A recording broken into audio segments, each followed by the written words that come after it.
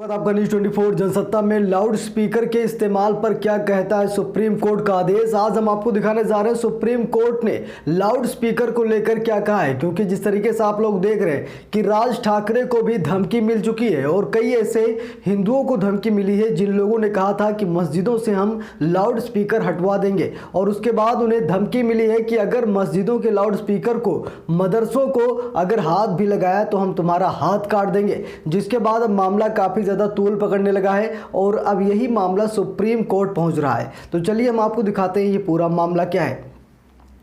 बता दूं loud speaker के इस्तेमाल पर क्या कहता है सुप्रीम कोर्ट का आदेश। लाउड स्पीकर के इस्तेमाल को लेकर देश भर में सियासी घमासान जारी है। ऐसे में ये जानना अहम है कि लाउड स्पीकर के इस्तेमाल की इजाज़त को लेकर अदालतों का क्या रुख रहा है। देश के विभिन्न हाई कोर्ट से लेकर सुप्रीम कोर्ट तक की में ये मसला उठता रहा है। इसको लेकर सुप्रीम कोर्ट दो महत्वपूर्ण आदेश हैं। बता दूं 18 जुलाई 2005 और 28 अक्टूबर 2005 को सुप्रीम कोर्ट ने माना था कि शांति से बिना ध्वनि प्रदूषण का जीवन जो है आर्टिकल 21 के तहत मिले जाने का अधिकार का हिस्सा है। अभिव्यक्ति की आज़ादी का हवाला देकर बाकी लोगों को अपनी बात सुनने के लिए बाध्य नहीं किया जा सकता।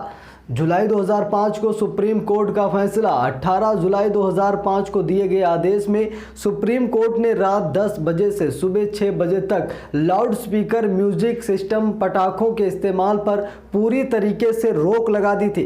जस्टिस आरसी लोहाटी और जस्टिस अशोक भान ने बेंच ने अपने फैसले में कहा कि ध्वनि प्रदूषण से आज़ादी आर्टिकल 21 के तहत मिले जीवन के अधिकार का ही एक हिस्सा है। ये शोर शांति से रहने के लोगों के अधिकार में दखल देता है, लिहाजा लोगों को सोने के वक्त यानी रात 10 बजे सुबह 6 बजे के बीच किसी ध्वनि प्रदूषण की इजाज़त नहीं दी जा सकती है। कोर्ट ने यह भी माना था कि ध्वनि प्रदूषण से निपटने के लिए कोई प्रभावी कानून नहीं है। खुद भारतीय समाज भी ध्वनि प्रदूषण के नुकसान को लेकर बहुत ज़्यादा जागरूक नहीं है।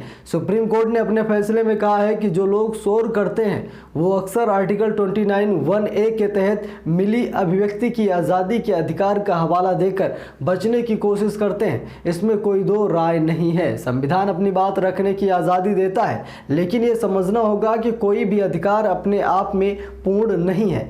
लाउड स्पीकर के इस्तेमाल को लेकर कोई भी अपने मूल अधिकार का दावा नहीं कर सकता। अगर किसी को अपनी बात रखने का अधिकार हासिल है तो सामने वाले के पास भी उसे सुनने या न सुनने का अधिकार हासिल है। किसी को भी कोई बात सुनने के लिए बाध्य नहीं किया जा सकता। अगर कोई आर्टिफिशियल डिवाइस के जरिए अपनी आवाज़ के वॉल्यूम को बढ़ा रहा है तो दूसरों को आर्टिकल 21 के तहत मिले शांतिपूर्ण प्रदूषण रहित जीने के अधिकार का उल्लंघन भी कर रहा है। हालांकि उसी साल अक्टूबर 2005 में सुप्रीम कोर्ट ने साल में 15 दिन धार्मिक और सांस्कृतिक उत्सव के दौरान रात 12 बजे तक लाउड स्पीकर की इजाज़त दे दी। जस्टिस और सी लोहाटी, जस्टिस अशोक भान की बेंच ने राज्यों और को नियमों में छूट के अधिकार देने वाले कानून की वैधता को भी बरकरार रखा। त्योहारों में दी जा सकती है रियायत। बता दूं दरअसल राज्यों का कहना था कि रात 10 बजे से सुबह 6 बजे तक लाउड स्पीकर पर लगाया गया पूरी तरीके से बैन उन्हें 2000 में मिले अधिकार को छीन लेता है, जिसके मुताबिक वो उत्सव के दिनों में कुछ रियायत दे सकते हैं। सुप्रीम कोर्ट ने साफ किया कि साल में सिर्फ 15 दिन ही रात 12 बजे तक लाउड स्पीकर की इजाज़त राज्य सरकार दे सकती है, पर राज्य सरकार इस छूट का इस्तेमाल मनमाने तरीके से नहीं करेंगे। राज्य सरकार इस अधिकार का इस्तेमाल पूरी सावधानी से सिर्फ जनहित में करेगी। इसके लिए सरकार पहले से ही सार्वजनिक सूचना जारी करेगी और साल के अमुक दिनों में ये छूट होगी। कोर्ट ने यह भी साफ किया है कि ये छूट साइलेंस जोन में इलाकों में यानी स्कूल, हॉस्पिटल में लागू नहीं होगी।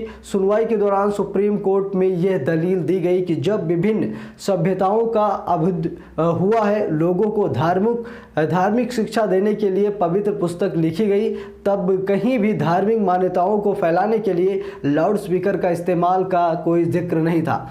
लिहाजा किसी धर्म गतिविधि को अंजाम देने के लिए लाउड स्पीकर का इस्तेमाल कतई ज़रूरी नहीं है। हालांकि कुछ लोग ये दलील देते हैं कि लाउड स्पीकर आधुनिक उपकरण है जिसको हर एक धर्म अपने अनुयायियों तक शिक्षाओं को पहुंचाने के लिए बना दिया गया है। लेकिन ध्यान ये भी रखना ज़रूरी है कि कोई भी धर्म अपनी धार्मिक मान्यताओं को दूसरों को ज़बरदस्ती सुनाने के लिए बाध्य नहीं करता।